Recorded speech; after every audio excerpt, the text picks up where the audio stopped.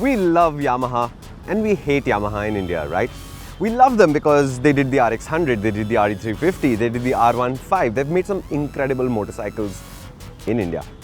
We also hate them a little because we are enthusiastic, we love them, and yet somehow the brand seems to do some weird things, like sometimes they just go on the scooter spree and there'll be nothing but scooters coming out of them for absolutely years together.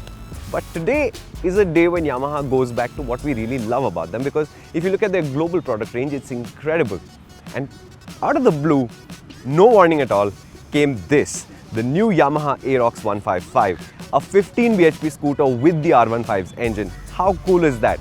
In this video, we'll find out what's good about this scooter and why I'm in leathers. Are you ready? Hit subscribe, hit the bell notification icon. You don't want to miss out on India's best automotive content. And if you like this video, do give us a thumbs up and share this video with your friends.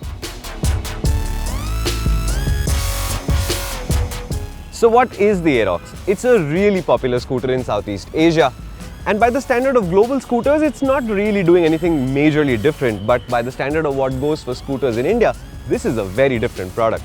And this looks so different from the normal Indian scooter, right? The front apron is huge. It's got a LED headlamp set that goes literally right across the apron. You've got really nice side panels in front of your feet. You've got a tunnel in the middle, 14-inch wheels with alloys. You've got a 140 section tire at the rear, twin rear shocks. This is just a beautiful looking scooter.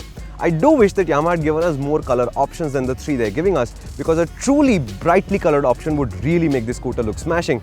But hey, that's just a matter of one wrap, right? It's got an actual liquid cooled engine because yes, this is the R15's engine. It's been detuned a little bit, so it makes 15 PS at 8,000 RPM, makes almost 40 Newton meters of torque, and these are great numbers.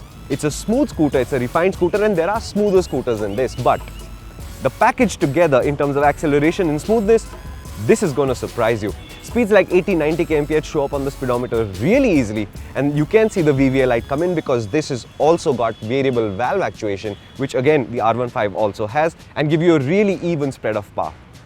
In that sense, this is really nice to ride. Because it doesn't have a normal floorboard, mounting the scooter is a little bit different from the usual, but I have to say that once you're on board, this feels really nice. The first thing that you'll notice, and it's a really nice feeling, is to be able to hug this tunnel with your boots. It gives you the sense of being more locked into a vehicle, something that we like on motorcycles and we miss on scooters, and that's a really good thing. In handling terms, it's 100% Yamaha. It is easy to turn as scooters do. It's confident, and the larger wheels, it's got 14-inch wheels, remember. The larger wheels gives it almost a motorcycle-like non-top heavy feeling, which we expect from scooters today. So in that sense, if you're going up a mountain road with your friends, you guys are scooter enthusiasts and you have an Aerox, you have a great machine to plug away at the corners with. Ride quality, so this is a firmly damped scooter for sure. It is not the most plush scooter you'll ride, but it's a really smooth scooter. There is no harshness from the suspension. So even on bad roads, you're not out of sorts. It constantly reminds you that it wants to be a sporty scooter, but it never makes you uncomfortable, which I think is a fantastic balance to hit. Similarly, the brakes, it's got ABS, it's got a 250mm disc in the front. It stops really nicely, very predictably. And for all kinds of riders, whether you're an enthusiast or just getting on with scooters for the first time in your life, this is going to make you confident and happy, and I really love it for that. So now, we have to get to the part which I don't really like to talk about, which is all the features and the Bluetooth and the connectivity, right? So in sum, this uses the international Yamaha Y-Connect app, which means it does have some GPS functionality in terms of at least it will remember where it was parked last. But you don't have navigation, but you do have all of the other functions, including a fuel consumption tracker and all of those things. And the Y-Connect app is one of the simpler apps to use, so in that sense, Yamaha's got their bases covered. But they have repackaged this scooter. So down here is where the fuel filler cap is. You release it with a button here. There is a button below that which releases the seat. You've got a little cubby hole here into which you can put your phone. It's not a very large cubby hole, so what some of your modern large smartphones will not really fit into this, but it's got that for what it's worth. Similarly, you've got LED headlights at the front, you've got a LED tail lamp at the back, you've got integrated indicators in the front, and it generally feels like a high quality, well-made product with a great feature set. There's nothing fancy going on, but everything that Yamaha's they've put thought into it, and it's done really nicely. Add that to the fact that it rides well, corners really well, and goes really fast, This is one of the most impressive scooters in the country right now, and I'm honestly telling you, I've only ridden this for about 50 kilometers so far. Within that, the impressions that I'm getting, the feelings that I'm getting are superb.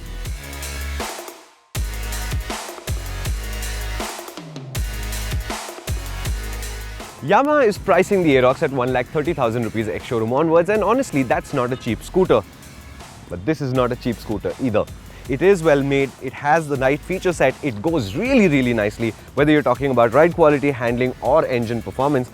And in that sense, I get what you're paying all of this money for, and honestly, I'm quite happy to recommend this scooter. In fact, if I had the money, I would totally get one of these scooters home. The question is, why am I in leathers? Well, it turns out these are selling so well right now that Yamaha had quite a bit of trouble getting us a scooter. So when they called us and said, hey look, we know you're in Kovai, there is a scooter. The only riding gear I had was leathers. So here we are, leathers, India's fastest scooter. I don't think it's such a bad combination. But before I leave you, I do have one more question for you to answer. There's no other scooter in the country right now that produces this kind of power. So, what should we compare this to? Leave us a comment. Thank you so much for watching. This is Powerdrift, India's best automotive content is here. Please hit 4 buttons for us. Subscribe, the bell notification icon, like and share.